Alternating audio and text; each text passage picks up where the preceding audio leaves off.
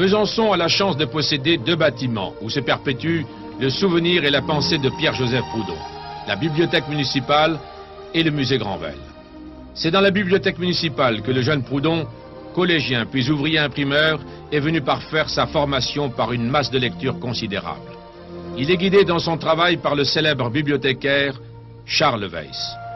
Ce dernier s'est comporté envers Proudhon comme un véritable tuteur. Malgré leurs divergences idéologiques, ils ont toujours gardé l'un pour l'autre une estime inébranlable. Dans cette bibliothèque, on peut se rendre compte du gigantesque travail intellectuel fourni par Proudhon tout au long de son existence. Plus de 60 livres traitant de philosophie, d'économie et de théorie sociale sont nés sous la plume de Proudhon.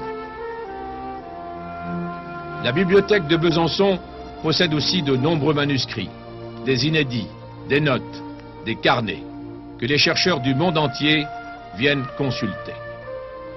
Nulle part ailleurs, il n'existe un lieu aussi évocateur, aussi significatif pour comprendre l'itinéraire intellectuel de Proudhon, pour évaluer l'énorme travail accompli par l'auteur de la philosophie de la misère. L'autre lieu où se pérennise le souvenir de Proudhon, c'est le musée du Palais Granvelle, avec sa célèbre salle des socialistes comtois. Les différentes étapes de sa vie se succèdent. On y voit le député de 1848 défendant du haut de la tribune la cause du peuple. Au moment de l'insurrection de juin, où les ouvriers parisiens sont massacrés, Proudhon, encore lui, prend courageusement leur défense, mais ne peut empêcher la déportation de ceux qui ne sont pas tués. Par ses prises de position, il devient l'homme le plus haï, mais aussi le plus redouté des bourgeois et des gouvernants. Il est vrai que pour eux, il est le destructeur de la propriété.